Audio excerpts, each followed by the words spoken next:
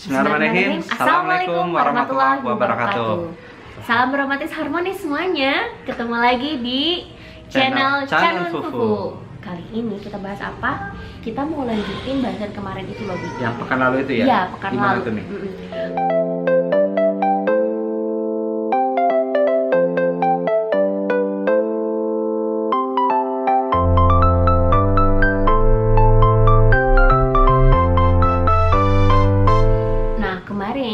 Kemarin kita ngebahas tentang resep dari pernikahan harmonis. Bahwa salah satunya adalah kita perlu fokus pada sikap diri kita sendiri terhadap pasangan. Karena sikap pasangan sama kita itu urusan pasangan sama Allah gitu.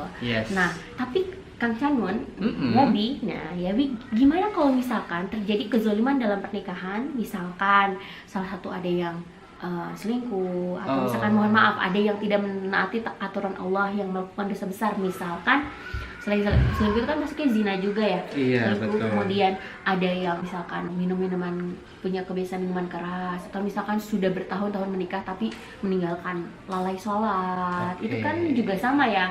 Nah, itu kan terjadi misalkan kezaliman dalam pernikahan, atau bahkan yang suka punya kebiasaan untuk memukul untuk melakukan kekerasan dalam rumah tangga. Itu sampai mana batasannya kita perlu bertahan untuk bisa mencoba bertahan dan mencoba meyakinkan diri, sabar sama pasangan kita dan mendoakannya untuk berubah, menunggunya berubah gitu. Ataukah memang sampai kapan ya kezaliman ini perlu berhenti gitu dan menyerah untuk berjuang dalam pernikahan ini? Menarik juga. Gimana tuh menarik juga Mia. Jadi kebetulan juga pernah nih waktu aku bikin salah satu konten di YouTube nih, di YouTube channel tuh ada yang bilang, ini gimana ya, saya udah kalau nggak salah tuh 15 tahun nikah udah selingkuh 7 kali gitu. Ya Allah, laki-laki.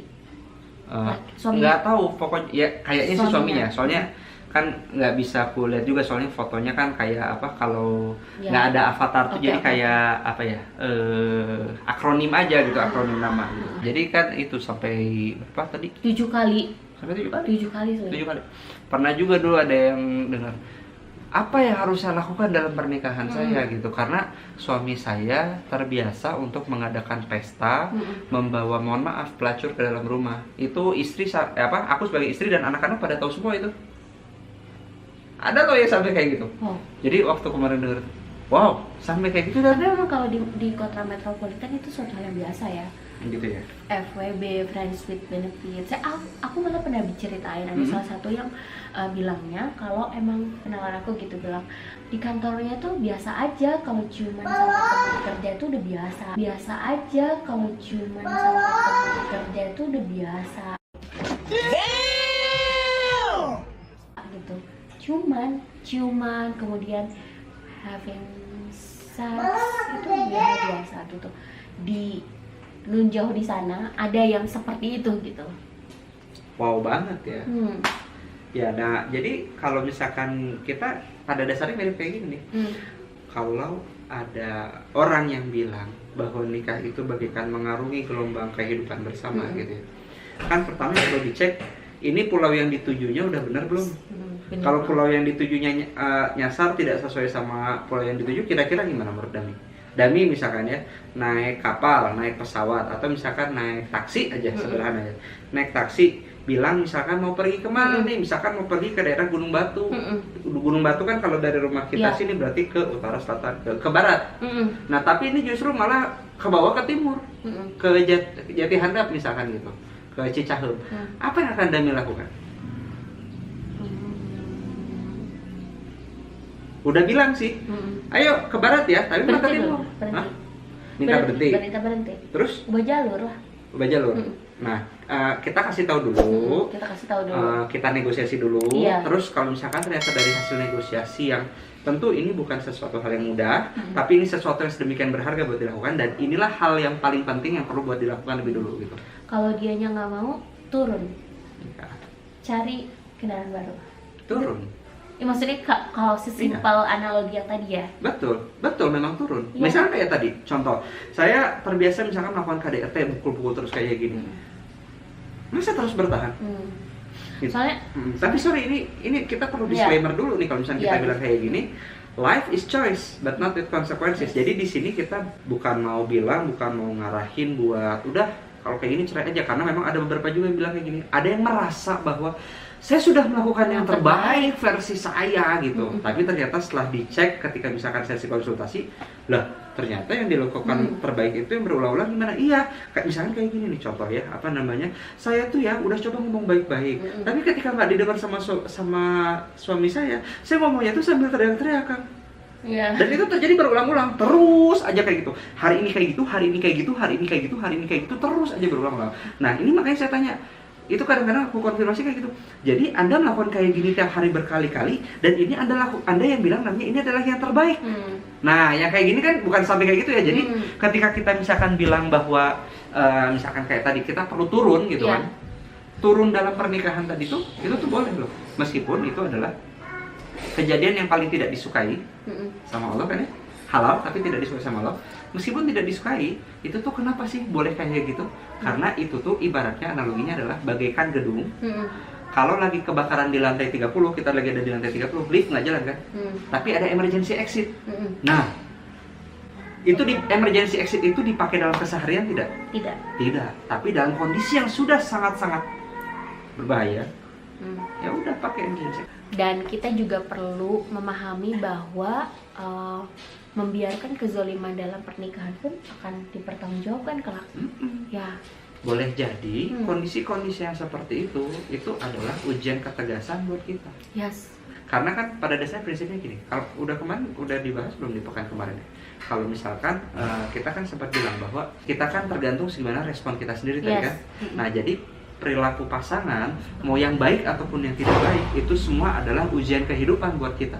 Misalkan pasangan ternyata melayani kita, melakukan perannya dengan baik, itu juga adalah ujian kehidupan. Apakah itu kita ingat baik-baik dan kemudian kita syukuri hal itu kan gitu ya. Nah dan termasuk misalkan kalau dalam kondisi 180 derajat, nah kayak gini. Nah itu juga kira-kira adalah ujian juga bagi kita. Gimana kita kalau misalkan mobil tadi ya, taksi tadi terus aja ke sana, udah dibilang Pak turun, atau ayo kita putar tapi tetap nggak mau, misalnya kayak gitu. Ya udah, ada masa-masanya buat turun. Tapi sekali lagi ya, ini jangan sampai kita analogi ini hanya untuk memudahkan aja, bukan untuk memudahkan penonton. Anda yang menonton ini untuk dengan mudahnya mengambil tindakan ini gitu. Jadi perlu disclaimer-nya itu tetap perlu konsultasi dulu sama konsultan pernikahannya. Jadi kurang lebih kayak gitu. Jadi kalau misalkan memang sudah mengalami yang sampai seperti itu memang dosa besar dan udah diingatkan dan tidak mau gitu ya. Dan sekali lagi ya sudah betul-betul diingatkan dengan berbagai macam cara setiap harinya. Cara-cara yang baik, cara-cara yang salah, bukan cara-cara yang kayak gitu terus berulang-ulang. Nah, tapi ternyata memang misalkan sudah tidak ada kemungkinan lagi, ya udah. Soalnya coba apalagi kalau diulang-ulang lagi. Coba bayangin misalkan kayak tadi ada suami yang ternyata terbiasa ngadain pesta, ngundang, mohon maaf, pelacur gitu masuk ke dalam rumah, dan itu anak nggak bisa tidur gara-gara ada musik kayak gitu, dan tahu sama fakta seperti itu bagus nggak? Kan enggak jawabannya gitu. Jadi pasti ini kok ketika Allah sudah mengizinkan kejadian seperti itu terjadi dalam pernikahan, itu pasti ada pelajaran buat kita selama kita mengambil pelajaran. Nah, masalahnya adalah ketika misalkan kita ngerasa tadi ya kezaliman tadi terjadi, kita tuh kan langsung seolah-olah jadi korban kan. Nah, ini juga yang berbahaya gitu. Kalau kita seolah-olah jadi korban, kemudian misalkan tadi memilih mengambil jalan yang tadi, kita sama sekali nggak dapat pelajaran apa-apa, dan ini mirip kayak apa nih ya? Mirip seperti jatuh ketimpa tangga. Gitu. Atau bisa nggak sama kayak baca buku yang sama tapi nggak dapet apa-apa, nggak dapet insight apapun. Baca buku yang sama tapi nggak dapet apa-apa. Bisa jadi. Atau jangan kan gitu, mungkin beli bukunya, bukunya dibeli tapi nggak dibaca. Simpen cuma ada jadi pajangan. Cuma jadi pajangan gitu. Dan kan kadang-kadang perilaku pasangan yang seperti itu yang perlu kita pahami juga kan. Ada andil kita nggak sih? Yes, ada andil kita juga. mau positif mau negatif. Iya. Iya. Which means kan kita perlu evaluasi diri di situ. Nah itu menurut aku nih, kalau menurut Dani gimana? Sama? Iya. Oh jadi kita satu Ya, kepala? satu kepala untuk Wah, saling. kok kita satu kepala? Jangan-jangan kita jodoh nih. tukar pikiran. Oke, buat teman-teman semua, mungkin itu ya. Jadi buat teman-teman misalkan yang masih merasa bahwa sampai kapan nih saya bertahan dalam kezaliman yang terjadi di pernikahan, apapun itu bentuk kezalimannya gitu. Yang pertama kita perlu yaitu tadi memahami diri kita sendiri. Ya, jadi punya life rules. Ya, kita punya prinsip diri sendiri gitu. Itu penting. Kayak misalkan, oke, kita punya prinsip berapa kali toleransi selingkuh. Misalkan suami selingkuh gitu 2 kali, kalau udah 2 kali selingkuh masih aja, ya sudah gitu. Kita juga perlu tegas sama aturan yang sudah kita buat seperti itu. Karena kalau misalkan ngikutin terus, istilahnya tarik ulur ya, kalau kayak layang-layang tarik ulur kayak gitu terus, tapi itu malah sama halnya dengan menyakiti diri kita sendiri, bahkan menyakiti anak-anak dalam jangka waktu yang lama gitu.